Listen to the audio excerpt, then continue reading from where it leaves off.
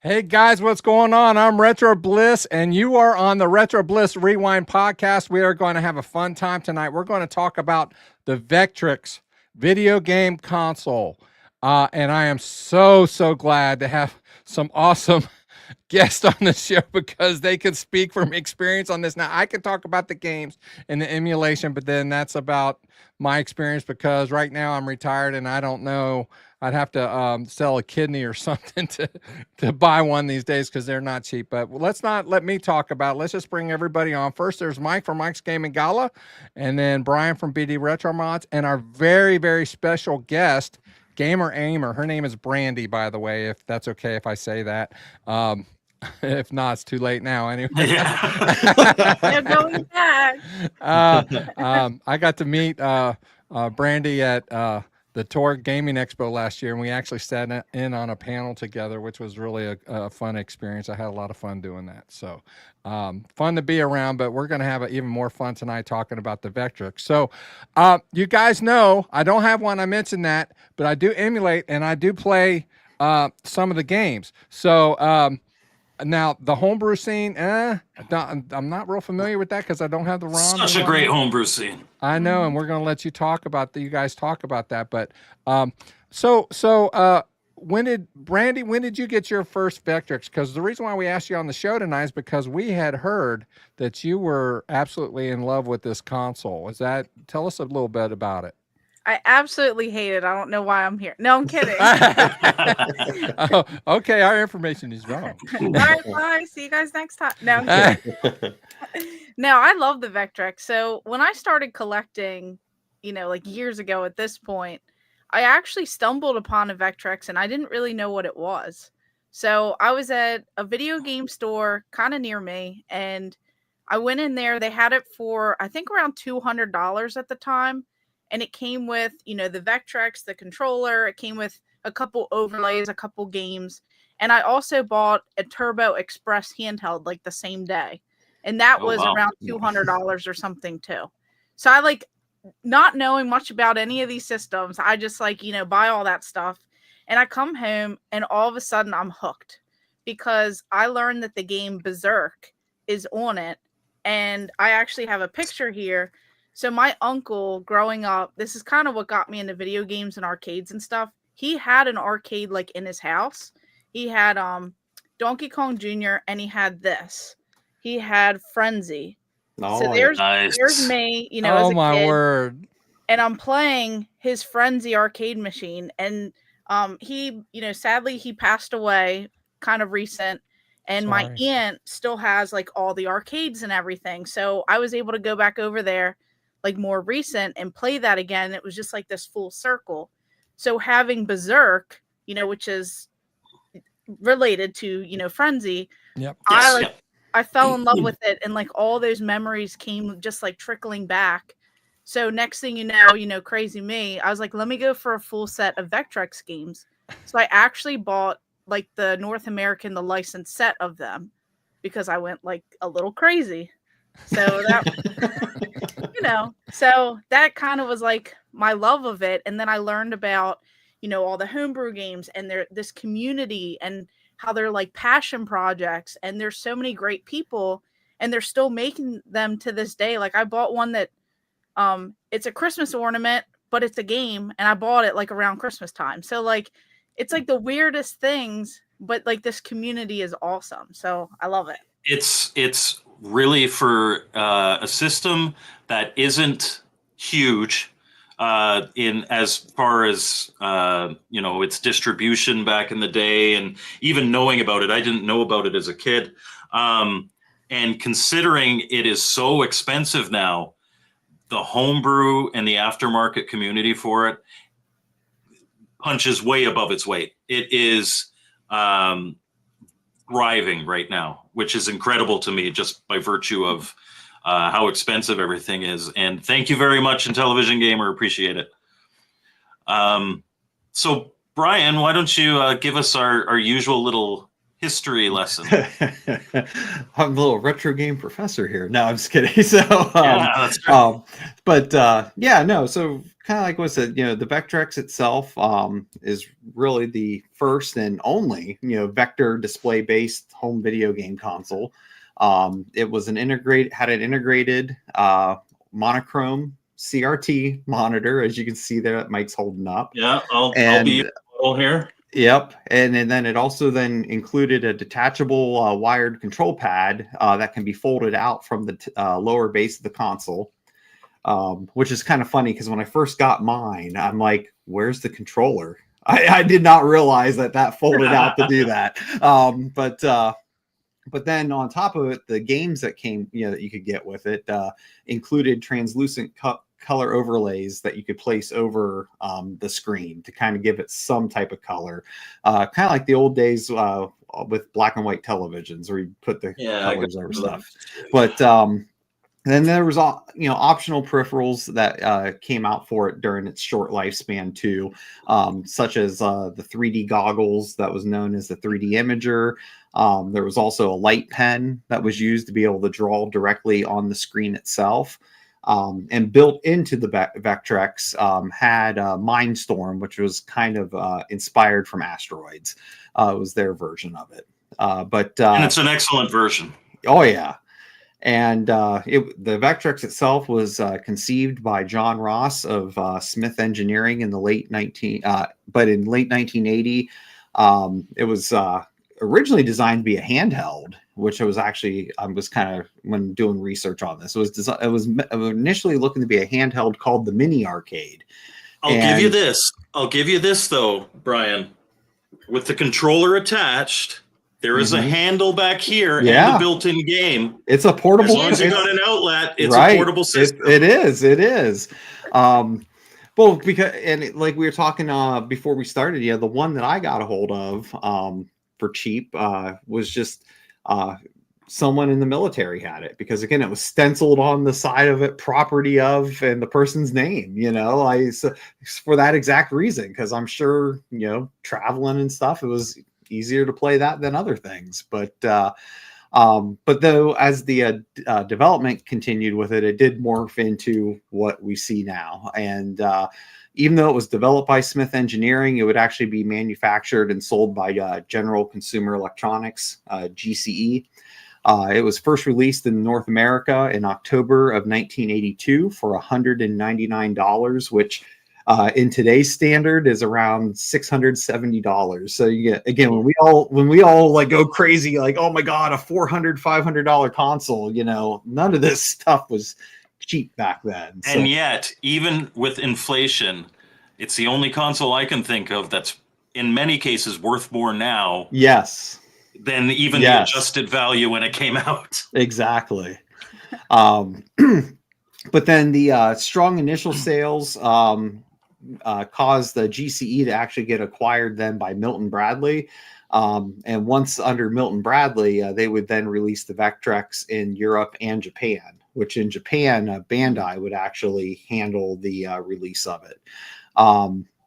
But however, shortly after they did that, the sales stalled, just because, unfortunately, like a lot of the second gen consoles, the video game crash in 1983 would just brutally kill this device, because they would officially discontinue it February of 1984. So again, it didn't even make it 2 years. It made it about a year and a half, and they canceled it because at that point Milton Bradley lost over $32 million on it. So, which is crazy when you kind of think about that. And prior to its discontinuation, they were actually looking to make a color version of it, but again, that never came to fruition. And again, this number, I don't know. AI says one thing, some other sites say another. So commercial game wise, it seems like there was 29, but maybe 28 of them were only in the US. Does that sound right? Because I got conflicting answers there. So it depends too, if you consider the alternate version, the super rare version of Clean Sweep. Yeah. Mr. Boston, I think it is, or Boston something. Yeah.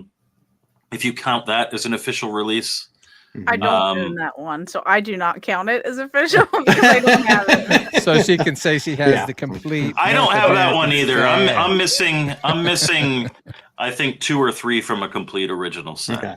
I mean, most places though are saying 29, so I guess we'll stick with it. But I did find a few that said 20. I think that includes the extra cleats. Yeah. Probably. So, but you know, since even though it was a commercial failure, because actually, I guess sales are so low that they never even publicized them, so no one really knows how many of these exist. Like were actually sold during the lifespan of the Vectrex, like we do with some other consoles.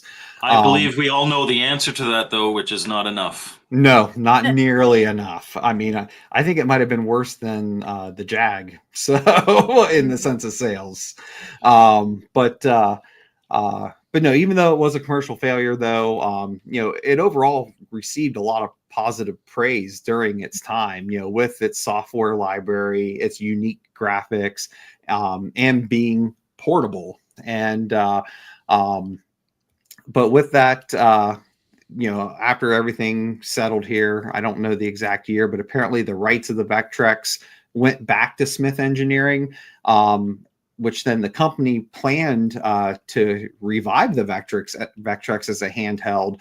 But once the Nintendo Game Boy came out, they put an end to that. So I thought that was a piece I never knew about till I started researching, because that would have been interesting to have a portable Vectrex like that to compete against the Game Boy. It would have been interesting to see how that would have went. So as I pointed out, the Vectrex is already portable, Brian. Well, okay, you just gotta walk around with a generator. Handheld portable. Let me rephrase it. Handheld portable. So, but then in the mid 1990s, Jay Smith, the head of Smith Engineering at that time, then allowed the hardware and software development pretty much go on a royalty-free basis, which with that also allowed, which is why you have a licensed multi-cart out there that he also allowed duplication of the original Vectrex software on a not-for-profit basis, to allow folks like us to truly still be able to play those games at a low cost. So we got a comment here from Retro Bro in the he says, really, if you think about it, prior to NES, everything except for Intellivision and Atari, you could maybe consider them all commercial failures. I would disagree with that. Like the original Magnavox Odyssey sold only about 600,000 units. And it did so in about a year in between 1972 and 1973. But considering it was inventing the sphere, it was a commercial success. It made back their money and more. All the Pong, like people wouldn't have made all these Pong consoles if they didn't, some of them weren't successful. The definition of success, like Atari kind of created the norm of having a video game system in the house. And everything prior to that, I would consider that they're in a market where that isn't an expectation. So the definition of success may be a bit different. Oh, for sure. I mean, success is if the company actually made money from it. I mean, at the end of the day, and you know, like if you look at the Atari 7800, I mean, in the sense of household stuff, I mean, you could say it was quote unquote a flop. Most people didn't even know about a 7800. However, they sold enough of them to where Atari actually made profit on that console during its lifetime. So it's all about how much is invested in it, you know, to be successful or not, because again, a business is there to make money. If they make money, it's successful. If it's not, then they get rid of it. And success is also measured by who's producing it. Like the Nintendo 64, the GameCube, you wouldn't consider either of them to be a success for Nintendo, but for any other video game company prior, that they would have been big successes. So one thing you didn't mention, or maybe you did and I just wasn't paying attention, which does happen sometimes. Nice analog control stick on the controller. And unlike I don't know if I would call it. It is better than the 5200. It is definitely better. It is precise. It is. I don't know. Maybe because you said yours came from an army guy. So maybe it was beaten around a bit more, but it's precise, it's tight, it feels really good. I'm not the biggest fan of the 4 buttons being just in a line. It's not the most ergonomic, but certainly compared to controllers of its day, very, very nice. And a premium feel. Like, this is a metal joystick, which is awesome. Yes. Yeah. Well, and again, I think they had it in a straight line like that because they were thinking you would have it on a table or whatever, like, and use it like an arcade stick, like actually. That's a good point, because the Vectrex itself, they have the screen in there vertically, like an arcade. They have the button layout like an arcade of the time. And one of the things, I don't know if the light will show here, right here, you turn it on like a 1980s television where it's like, it's on and then the volume goes up. I will say it does annoy me though that they reversed the joystick ports. Like, you would think. So on this side is player 1, and on this side is player 2. That's aggravating. Yeah. So if you do spend a fortune on one of these and have never experienced a Vectrex before, just make sure it's plugged into the right port. It's probably not broke. Just put it in the right port. My button 4 works. Is that like a common issue with Vectrex, that the button 4 doesn't work? Well, I think most games use the button 4 for a lot of stuff. So. Oh yes, yeah. So like they'd be mashed. Yeah. Mashed more. You mentioned I'm going to bring up an image here because I do not have this accessory. I had the option to purchase one recently, and I did not have the money to do so. But the 3D imager. Yeah. So this is, to the best of my knowledge, the first 3D accessory, viewing accessory for any console. And how it worked is, you see these little color discs at the bottom. They would rotate at a certain frequency that would match the flickering on the screen to, again, give you that kind of blue and red thing. I have, in fairness, used one before. It works okay. It's really not that bad. It's not the best, but it's really not that bad. It's not too heavy, I don't find. It plugs into to the controller port. However, people have made aftermarket ones. I do not have one of these either. I think that's the one I have. Yeah, these, I don't know when they was made. And by the way, I got these pictures off of, if you are at all interested in the Vectrex, there's a Facebook group called Vectrex Fans Unite that I find to be probably the best one. Another really good one is Vector Republic, and they're a publisher of games. But yeah, so aftermarket has stepped up. Aftermarket has also stepped up in terms of the Vectrex light pen, which was an accessory. There were a couple games. I think there was only 2 games that required it. This is a not like it's a homebrew, but it was like a prototype that was finished homebrew. And it came with a really good reproduction of the Vectrex light pen, which, if I can do that so you can see clearly there you go. Yep. And it works excellently. And this allows you to actually draw on the screen of your Vectrex, which is super cool. And these were accessories that they had back then. Yep. So imagine a kid in 1984 being able to draw on their television screen. Yeah, I never knew about this. Do you get your child a $2 coloring book or a $700? I mean, you got options there, or just then you can also play Berserk, or get them an Etch-a-Sketch or a Glow-Bright or whatever it was around that same time period. Yeah. In Television Gamer, loose controllers are even expensive. You'll pay they're ridiculous. What, like $200 for a loose controller sometimes? Yeah, depending on the condition, because again, a lot of them aren't in the greatest of conditions. Because like it was mentioned, sometimes the buttons are mushy because they've just been used a lot. That analog stick, even though it's definitely better than the 5200, I mean, it's still a little tiny stick. So people getting angry at certain games or really pushing it. I mean, it still, I mean, it still has wear and tear where it can get pretty loose. So, yeah. I mean, not that because I'm definitely not self-promoting, but I would say instead of taking a risk, I mean, unless you truly for collector reasons want an original controller, there's a number of aftermarket options. You know, Shameless plug. yeah. No, well, it's not just me. There's I'm there's teasing. others. I'm There's teasing. others. Brian makes the best. Though. You know, when Yeah. they're It actually wouldn't good. be. It wouldn't be a complete podcast if we did not mention Yeah, Newbie right. Retro Mods aftermarket controllers.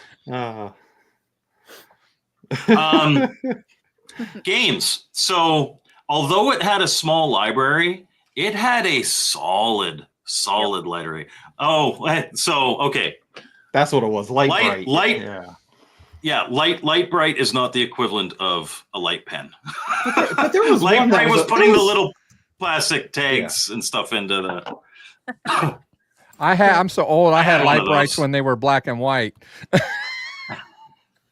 You know what I mean by that, right? Never mind. I'm done. So yeah, and because it was vector graphics, it was as close as you could get to a lot of the really popular arcade games of the time. Mhm. Games like Asteroids, games like Star Wars, games like Black Widow, they're all vector arcade games. And this could replicate them, not with color, but especially with the overlay, brilliantly. So I just grabbed some off my shelf. These aren't necessarily my favorites or anything like that, but like games like Starhawk, my favorite version of Armor Attack. It's a fantastic version of Armor Attack.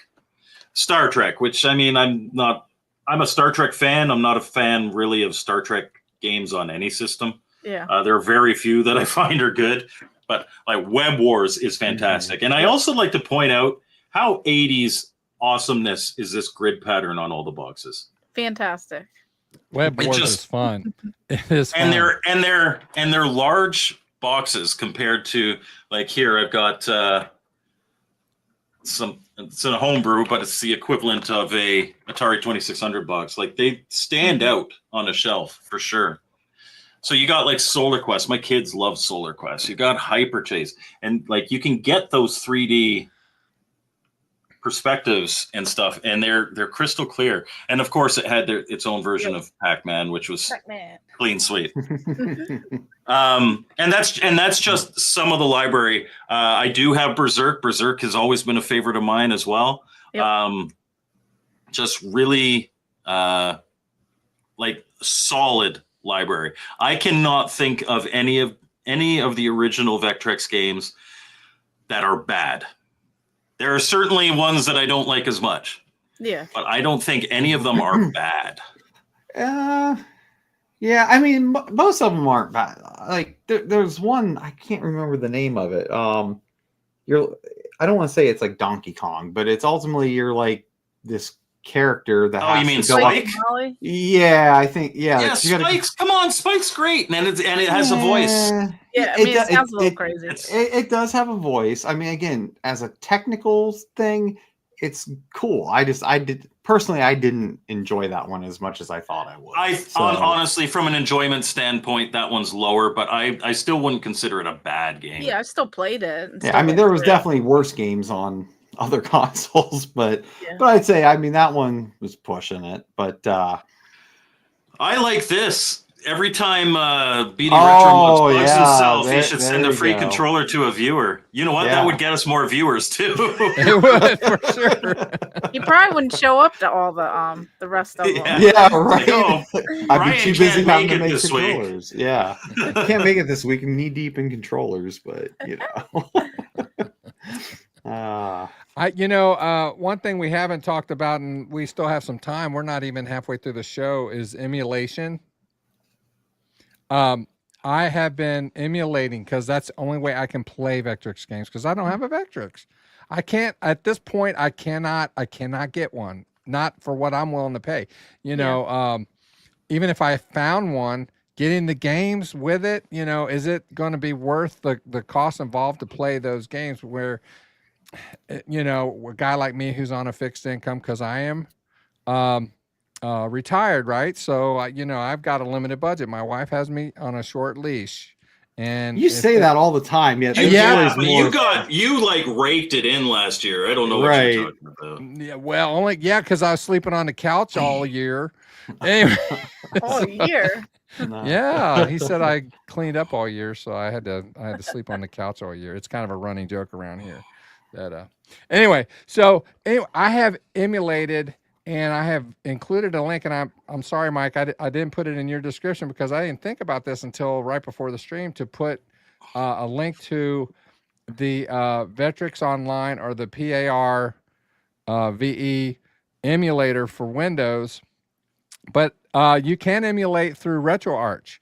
I don't think it's quite as good. It doesn't have quite the options, but it's not horrible.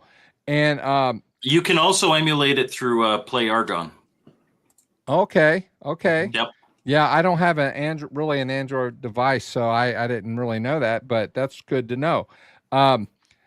My favorite games for the system are Mindstorm, Scramble, Wormhole, which is like Gyrus, but it's not. Mike's going to talk about a homebrew that's closer to that. Rip-Off, Pole Position, Armor Attack, Berserk, Bedlam. Have you played Bedlam? Mm-hmm. Yeah. Space Wars, which is really challenging, and so is Star Trek, very challenging. Kingpin. It's a bowling game, but it's fun. Yeah. It's, we talked about that a couple weeks ago. Web Wars and Starship, which kind of has that Starfire feel. If you've ever played the game Starfire, it's really cool. And they're vector games, and all of the games they're ports of games that were not vector games, but they play well on the Vectrex. And so it's really cool to see these games. I mean, that's why I want one so bad, but I just can't. I'll break the bank. We're not all as lucky as Bigfoot on the Rocks and Jeremiah Thomas. Jeremiah Thomas got his for $10 or $20 in '97. Oh my word! Wow. I got mine for about $60 in 2001. My first one. I had a couple, and then I sold it for super cheap compared to what they're worth today, and I'm kicking myself. I found one on Facebook Marketplace the other day. They were asking $1,000, and they had a game or two with it, but it didn't look like it was in that great a shape. Yeah, well, whether they get $1,000, I don't know, but there aren't many to be had. Well, the thing is it's kind of like the conversation we had back with the Atari Jaguar. That, I mean, is it a fun system? It's a fun system. However, is it worth spending the current values of that stuff today? And I think so. I would say yes, but it's close. And the reason I say yes, though, is not the original library. It's some of the stuff that's coming out of the aftermarket. Yeah. But yeah, I see Pose did some comments on it too. It's just, and seeing this is where I'd be on the opposite side, where at the end of the day, like I like the Vectrex. I mean, it was way ahead of its time, and it's just it's a shame it released when it released, because kind of like the ColecoVision, if they would have released at a different point in life, they would have probably been extremely successful. And it came out even just 1 year earlier. Correct. Yep. I mean, it's just the crash just literally killed them. And but man, it's just on average you're looking around $650 for just the Vectrex itself. I can find it cheaper for anyone. There you go. Everybody email Gamer Ahmer for your hookups. No, I literally see them all the time. And if I video game console hookups, just to be clear. They're cheaper all the time in my area. I just can't hoard all of them. Yeah. I mean, if you can get them for cheaper, great. It's just usually the average price seems to be around that 600-ish mark now, and it's just You have to look. You can still find them. I mean, they're going to be expensive no 400 matter or where you less. get them. In my Yeah, area. you can still find them at the $400 range. I have seen them fairly frequently like that, but you have to always be looking. Yep. Yeah. Me. But it's also though what the condition of it's in, and the thing is you're talking about something 40 years old, and it's just that stuff. And even like other consoles, like you can, I mean, if you have somewhat of electronic knowledge, you can fix other consoles pretty easily. Like with the Vectrex, that's a whole nother beast. I mean, where you got to be careful with if you're going to try to do stuff. Thank you, it's because of the CRT monitor. I have always been the type that's like, oh, if your system isn't working, you shouldn't be afraid to open it up. Anybody can change capacitors. Anybody can watch a 30-minute video and be able to test the most common problems. CRTs, which this has, I see, it doesn't matter that it's a vector monitor. That is a CRT inside there, and they hold voltages that if you're not careful, you could. It doesn't matter that it's unplugged. It hold CRT screens hold a charge that literally could be lethal. Yeah, it has to be properly discharged before you do any type of And work so, although I have opened it up, I kept my screwdrivers way away from the CRT part, and I was just playing with the board. I had to replace a potentiometer on one of them, but it's. You got to be careful, even doing like the D-buzz, because this does have a buzz. There's a Vectrex buzz. When you turn it on, it buzzes. And some people don't like that. And you can put like for me, it gives me that warm Vectrex feel. But the emulator even has a buzz that you could add to it, which is really cool. Wow. But some people like to, like on some systems I've seen, it's been like oppressively loud. You can reduce it. You can even debuzz, like get rid of it almost. But you got to be careful when you're in there. And please, if you're going to be opening up your Vectrex, watch videos about how to ground that monitor, how to discharge that monitor safely. Because it is dangerous working. It's the same like if you have a 50-year-old or a 40-year-old television. It is the same thing going into that. You have to be careful. Those screens hold a hell of a charge, and they hold it for a long time. So, Brian, did you show a picture of your controller? I don't remember. Nice, Jeremiah. I didn't see you show your Oh picture. no, I didn't know if we were at that part yet. I mean, we're not quite. I think we were still talking I thought about we had talked some about games. that. Oh no, we just briefly. Well, we just went through everybody wanting to get one of Brian's controllers. Yeah. But no, I know some of the games though. I mean, I like, and again, some of them you could easily play on another console, like Berserk and Pole Position, things like that. But I will say though, Vector graphics.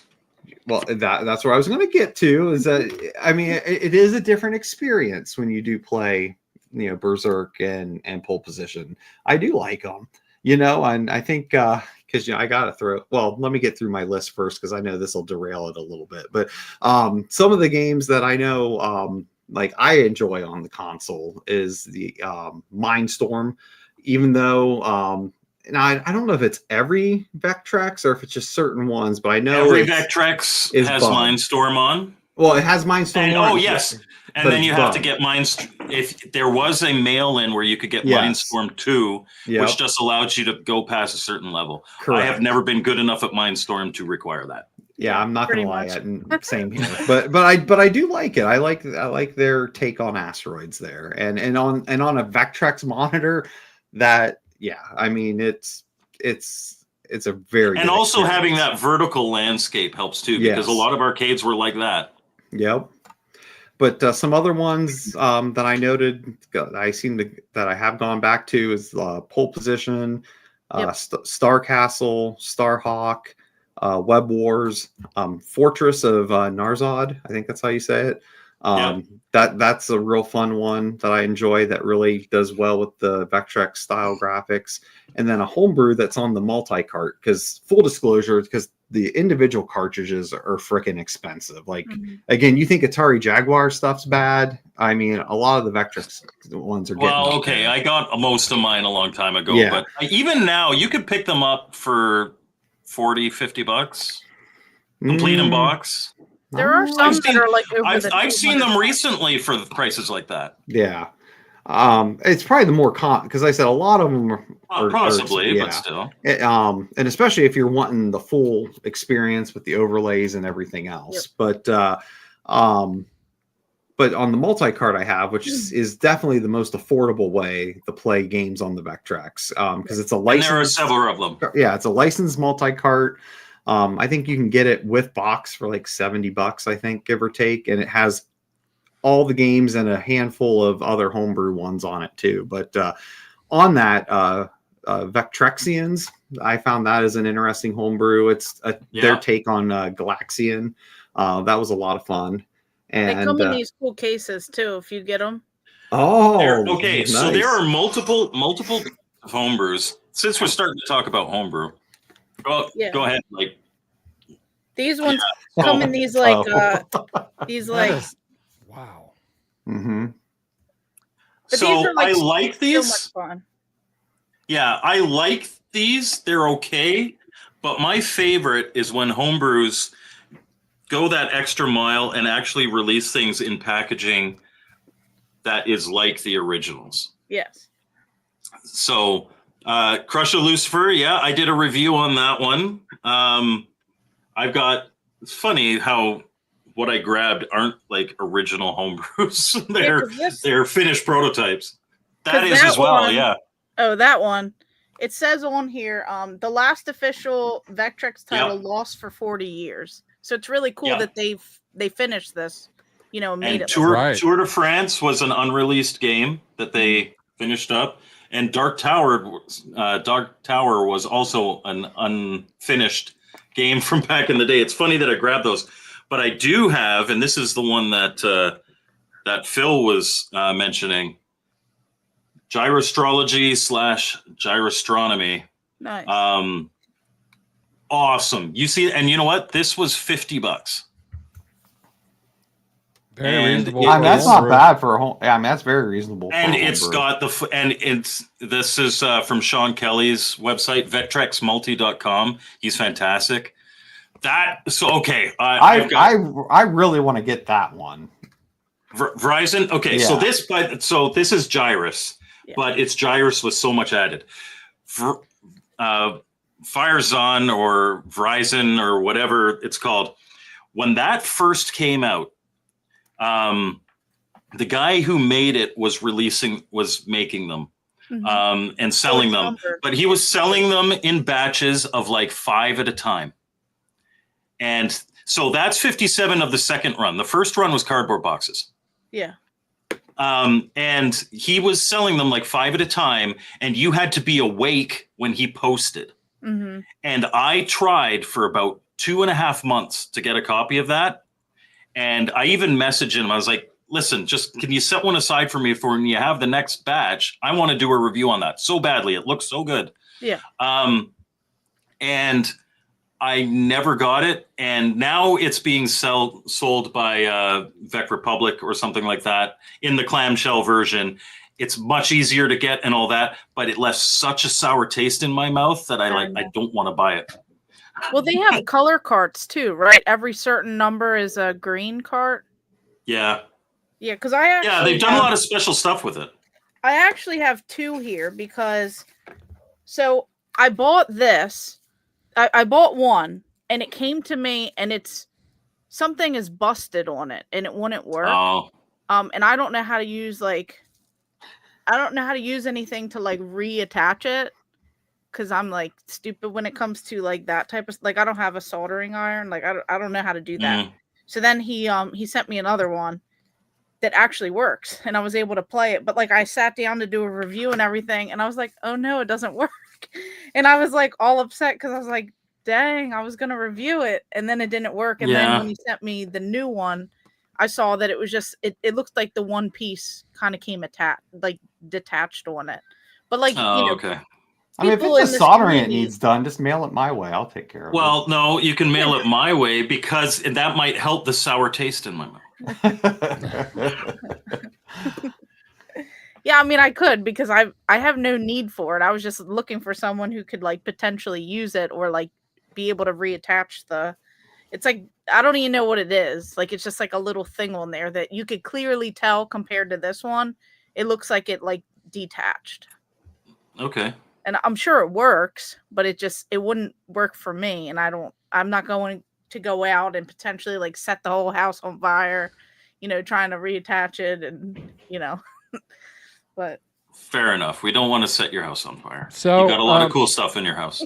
You guys were talking about homebrews, so I wanted to ask a question about that because for those of us like myself who emulate either by way of PC, Mac, RetroArch, whatever the case may be, or like Brian who uses a multi-cart, I know that the homebrew scene is kind of vibrant and alive and well. Yeah. But I don't know if you guys know any of these developers on a personal level or whatever. Has anyone ever talked with them or heard any scuttlebutt about whether or not they would start selling some of these in digital format?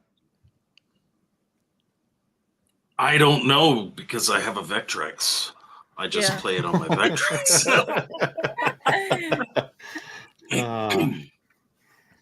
I wish I knew more of the homebrew scene, but I don't know that answer. I mean, I guess it doesn't hurt to just contact the developer of it or the publisher of it and just see like, hey, is there any way I can purchase a digital copy for for emulation? And I would say too that like it's an incredibly vibrant scene. Like I said, it punches above its weight in many different ways. We're going to show some aftermarket accessories soon, but it's also still a small community, and so you can reach directly out to producers, programmers and publishers, and they will respond to you. It's not like they're getting a million emails and you're going to get lost in the thing. I don't know if you want to answer, Jeremiah. Yeah. So like with a lot of things, it really depends on what exactly is wrong. I mean, I will say when you open one up, there's truly not like a ton to it, like inside of the controller itself. But is it possible? I mean, it is possible. Now, I would say the only thing you really risk is that if you because of the way they kind of like with Atari cartridges, right? They put the overlay over top the screws to open up the controller. So, obviously, even though you take heat to it, there's always a chance you could damage the overlay sticker. Now, I know like Console 5 and things like that sell like replacements. I mean, that look very close to the original, if not identical. But that is just something to keep in mind, though, that it's possible, but because of how you got to open up the controller, it might not look the same afterwards, mainly being your overlay sticker. So Brian's got a good little question here. What's everybody's, I know B-Dog, our Brian here, already kind of answered, but you want to go around and kind of what your favorite games are? Maybe Gamer Ahmer, you could start first. Sorry, I got a little bit distracted. Someone said that their Vector Patrol was number 576, so I wanted to see if mine had a number. And it's 496. Oh, you're better. Yep. So I was just kind of curious. I mean, I can't believe there's you're like that many. You're exactly 80 better than Jedi here. For some reason, I thought it would have been like even less or something, but I didn't know that they were all numbered. So right away I was like, oh, that's an interesting thing. I think for like favorite games for me, I kind of like cycle through them. So obviously Berserk will always like mean something a little bit more special, I guess, to me. So I feel like that's always my go-to. But I do remember before I got the homebrews, for some reason Pole Position That one like really stuck out because I had a hard Okay. time finding the overlays for it, because when I went through, I was like, I don't care if they're all 100% complete in the box, but I need the overlay. So all of them at least have the overlay and the cart. A bunch of my original ones, they all have the boxes and stuff too. But I do remember that one kind of taking some time. But then when I got like some of these games, like I really enjoy like this one, like just like Vector Pilot, because it's like a spin on like Time Pilot. But for some reason, like this one is a lot of fun. And I mean, even like this Moon Patrol or Vector Patrol, like with the music and the catchiness to it and like the colors of like how it looks, like for some reason, like these ones, just when I got them, they like stood out. And you know, someone kind of told me about these on my channel, and the next thing you know, I went down this whole rabbit hole of trying to get all these different like homebrews. And a lot of, especially the clamshell Vectrex homebrews, they are very reasonably priced, 30-40 bucks sometimes. Yeah, and like some of these weren't that cheap at the very beginning. Like this, like I'm probably like over 5 years ago, like some of these cost like a few $100s at the time, but I definitely think it's something a lot more reasonable now. Yeah. Or earlier on in any scene, things are going to be more expensive, but things have really come down. Have you ever played Vector Blade? You need to get Vector Blade and Vectrexagon. If we're talking about, there you go. I was like, I'm pretty sure I brought that one up. Yeah. So good. So good. Yeah. They're all great. Like all of these are great. Like they all, I know someone said they only hold their attention for like 10 minutes, but I'm telling you, if you play the right games or some of these, you'll get. Exactly. That was Mr. Postile, and he's a well-known meanie in the comments. Well, so. but you know, there's nothing, but at the same time, there's something to be said about that, because I mean, as all, you know, none of us are getting any younger, and I tell you, it's nice having games that it's nice having games where you can just sit down and just have a fun experience of just what's my highest score I can get. You know what I mean? With your own built-in television, you don't even you could play this in the bathroom. Sit on the toilet, put it on the sink, just don't have it fall in the bathtub, and we'll be okay. But but one thing I do want to say, though, because I said I didn't say it before because I knew it was going to derail before I got through all my games. You know, one game that, you know, they should have made for the Vectrex, and you know what? I mean, Jeremiah would appreciate it, and you might have actually liked it, Mike, is if they would have actually put Night Driver on the Vectrex. You know, that would have actually worked a lot better. It probably would have worked a lot better, you know. Well, with the analog stick, it definitely would have. But also the way the graphics are, it probably wouldn't have been as. But okay, so my favorites of the original, I've always loved this version of Armor Attack. Okay. It's so smooth. It moves. Now that when you hit the gas, that Jeep takes off. It does. But it works really well. And Web Wars is a big favorite of mine. Yeah. But I'd also have to say, believe it or not, Space War. Because you got the two ships, and you can blow pieces off of each other's ships. My kids love Space War. And you've got like the sun in the middle. It's a super simple game. It's, for all intents and purposes, computer space, but just executed so well and a lot of fun. Well, I mentioned a list of some of my top favorites, but I would have to say Mindstorm. Was that one that came with it? Yeah, it was built. It was built into it. Yes. I noticed that. In the emulator that I use, you have the ability to use overlays, and I remember the overlay for Mindstorm really accentuates and separates like the asteroids coming at you from your ship, from the explosions. It's just I don't know if the real overlay did that, but in the emulator it did a really good job. Mike alluded to Armor Attack. It's a little tough to try to get your little tank to stop right where you want it to stop so you can turn and shoot around the corners and things. But it's still a great version. So fun to play. And then Scramble. I liked Scramble. Now the only it's very difficult to get through the building levels. But I haven't really had a whole lot of practice with it. But it's I've streamed it on the channel a couple times, and it's a lot of fun to play. So we've talked about homebrews, and I know we only have about 10 minutes left. I'm going to share my screen again, and we could talk a little bit about aftermarket accessories because there are so many, and there's some really cool ones.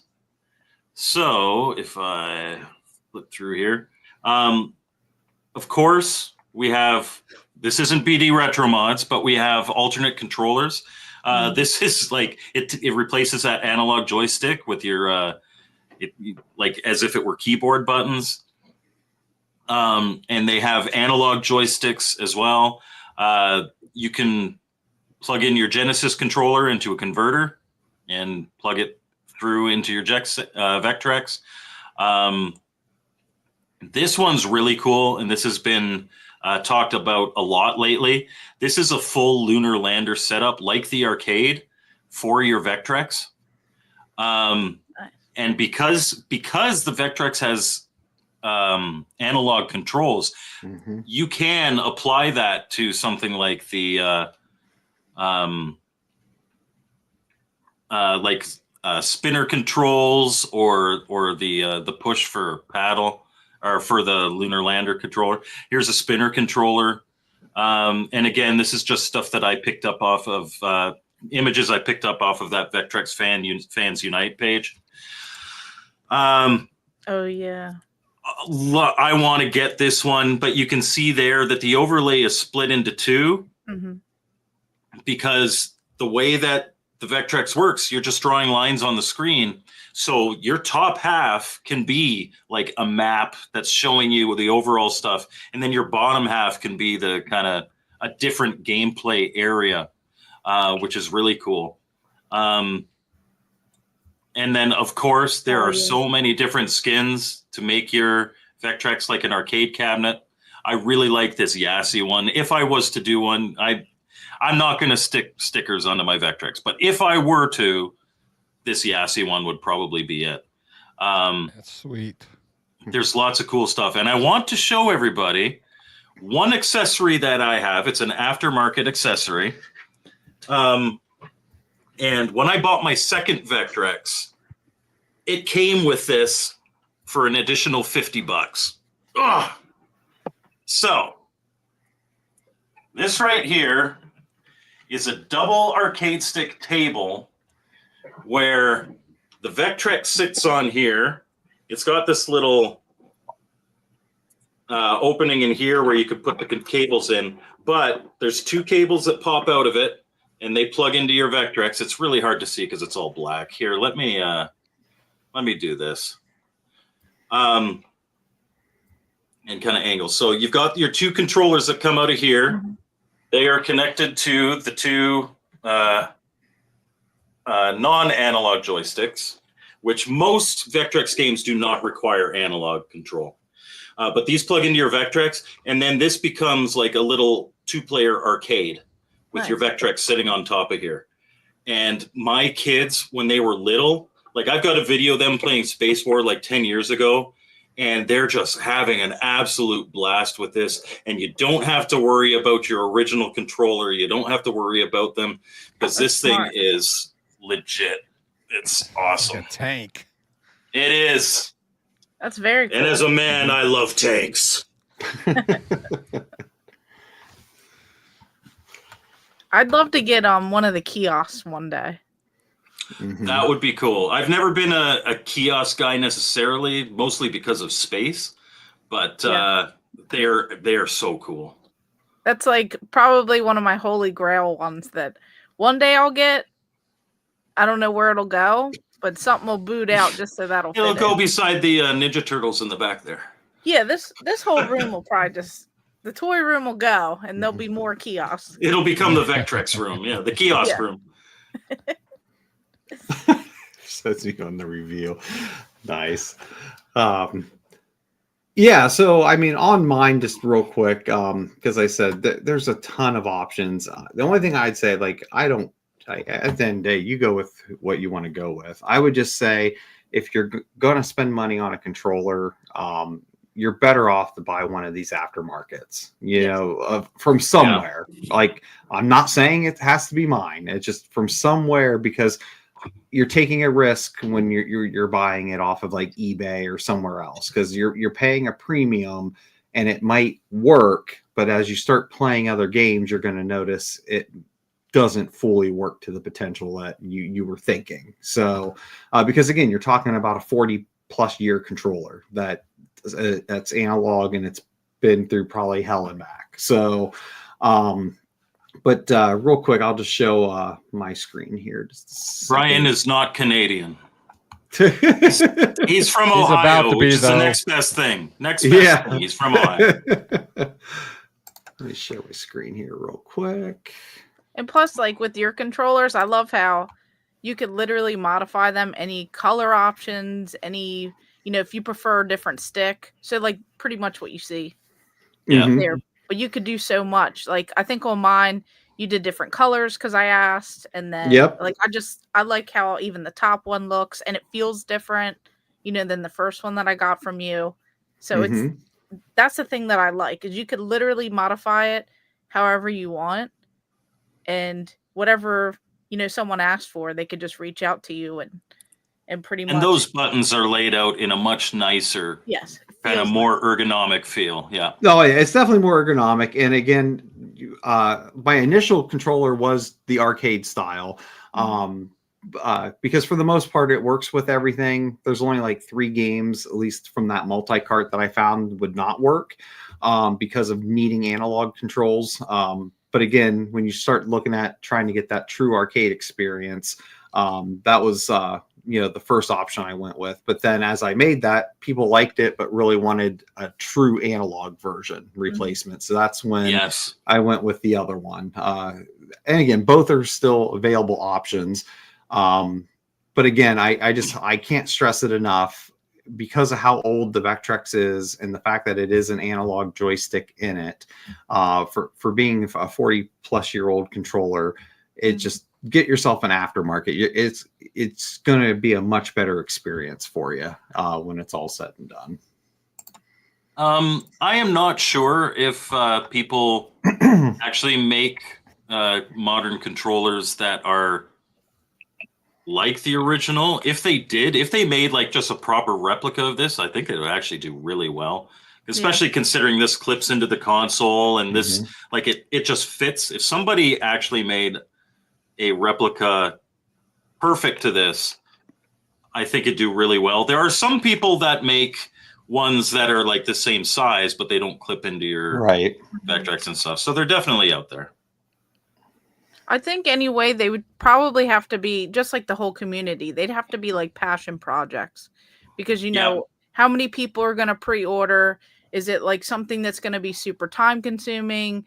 They're not going to have a whole team, a whole business. It's usually just like 1 or 2 people working on these. Like someone's designing something and manufacturing and printing, and then someone else is literally like individual carts. And then one of these, I looked at the number in here, now that like I know that's like a thing. And this one's cart number 757.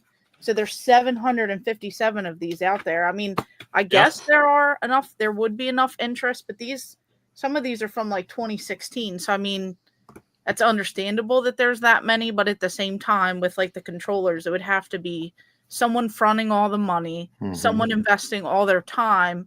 And most people do this as like a secondary part-time gig. So, I mean, I guess you'd have to see. I'm sure there could be someone doing it, but it's not going to be like hundreds. Here we go. Bigfoot says that Tony Holcomb makes a replica, but it's CNC'd from aluminum. So it is a really sweet tribute that you will break the bank on. That makes sense.